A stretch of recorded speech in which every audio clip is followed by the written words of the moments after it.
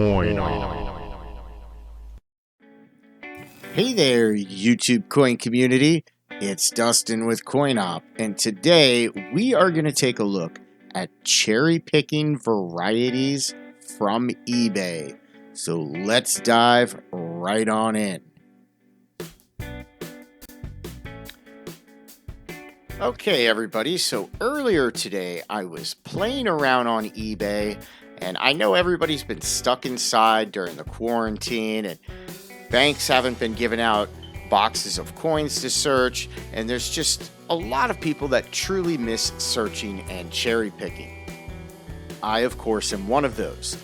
So I have been cherry picking eBay. Now, I have been cherry picking eBay and heritage coin auctions and various places for a long time. eBay is the place where I find a lot of unattributed varieties or errors that people just flat out missed. So as an example, if you can see, I have 1892 Indian head cents pulled up. I was looking for various varieties on these ones, but I wanted to show you something that I had purchased earlier today, and just as an example. Now here is a 1902 Indian head cent that was just listed as a 1902 Indian head cent. Now they listed this as choice AU with free shipping. I would put the grade on this at probably extremely fine. I would not say AU, but it also does have graffiti. It's got some scratches on it. But what they missed is right here underneath the eye. Right here. This is a known die gouge. This is a known variety, a known error. I'm going to show it to you over on NGC.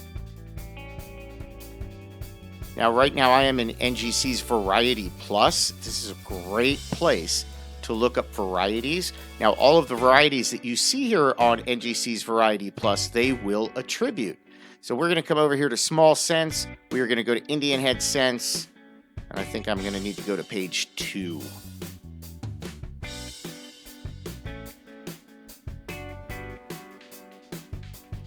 And we are going to go to 1902.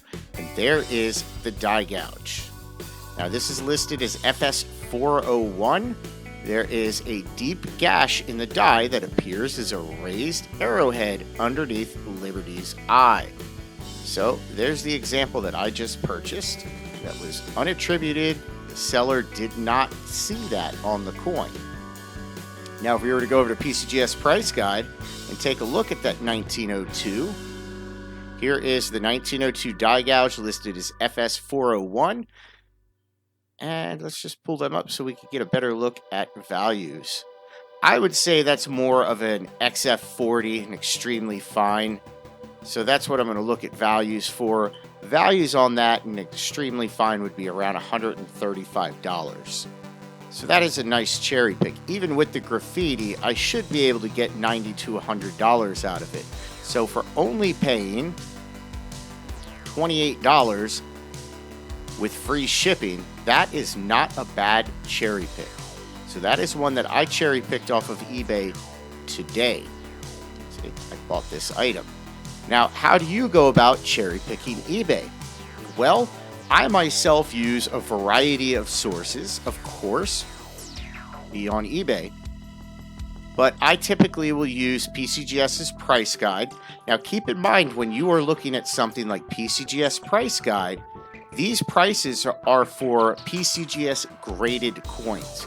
It would be for this coin in a PCGS holder with that grade, and that should be about what you would fetch for it. This is not values for raw coins. To figure that out, you need to look at auction results. Typically, I would use a place such as eBay or use various price guides to try and judge the market.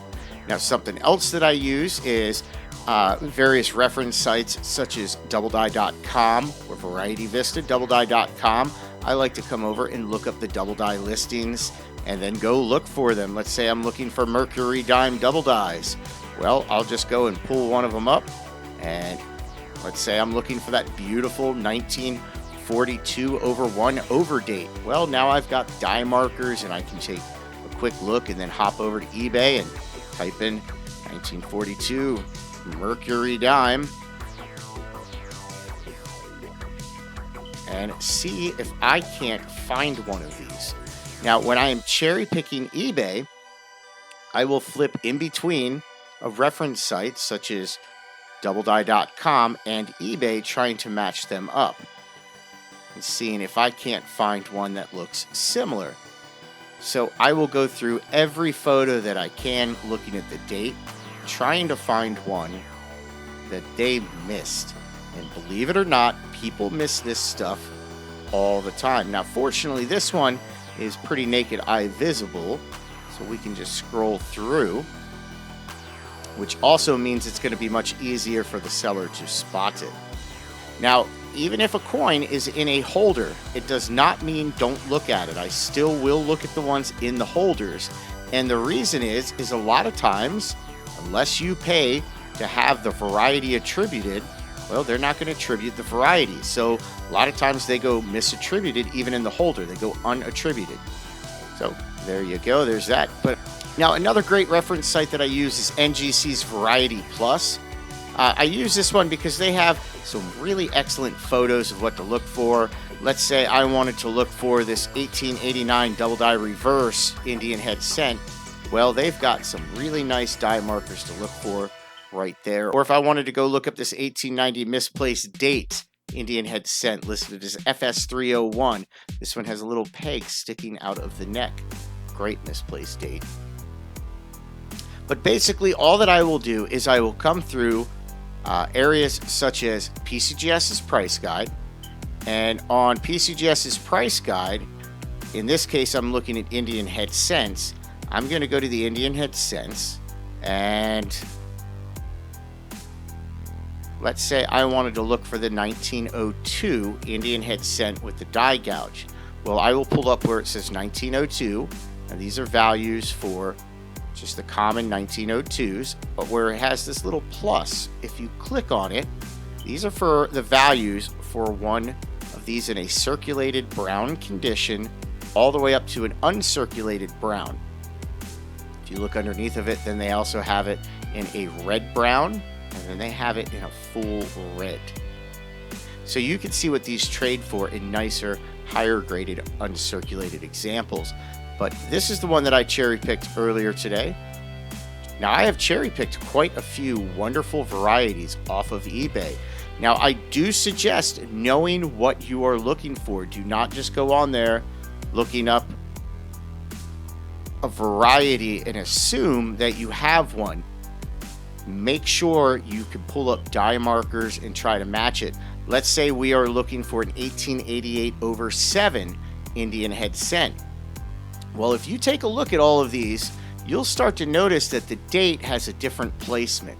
There's a very particular date placement for the 1888 over 7, and then the 1888 over 7 on top of the T in the denticles will have a small die break. So that is something to look for. So you can just go through and start looking to see if you can see that little die break. This one has that little die break. Right up here above the T, there's some die breaks. So if you see that, then you want to go down and take a look at that 8. And this one, I do not see it. It would have a piece of a 7 here, and you would see it through the inside. But there are various die markers to look for. If you do not know those die markers, you could easily find one that might be rough and old that just kind of looks like, because it's got junk on the date, kind of might look like it could be. I could see somebody looking at this one and thinking that is an 1888 over 7 when it is not. This is just some debris and junk down there.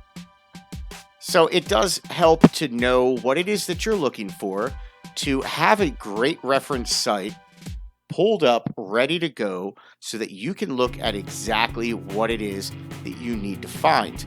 Let's come down here and take a look at an 1888 over 7.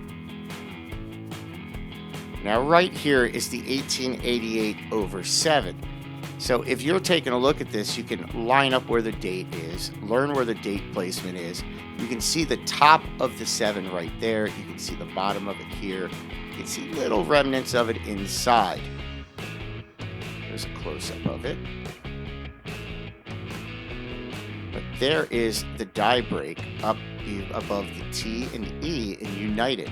So that is your key die marker. You want to look for that die break. So when you're scrolling through these, you see a die break up above the T and E, you want to check that one. Now, just because that die break is there does not mean it is going to be the coin that you are looking for. So do use caution. Know what it is that you are looking for. Do a little bit of research. But you can go onto eBay and you can try and cherry pick some just beautiful, wonderful, fantastic varieties that people miss, that go absolutely unattributed. So I strongly suggest, if you know what you're doing with eBay, to go on over, search through, spend some time. If you've got nothing more than time to kill right now, well, spend a few hours over on eBay looking through people's postings and see if you can't find a misattributed variety for yourself. Well, all right, everybody, just a heads up.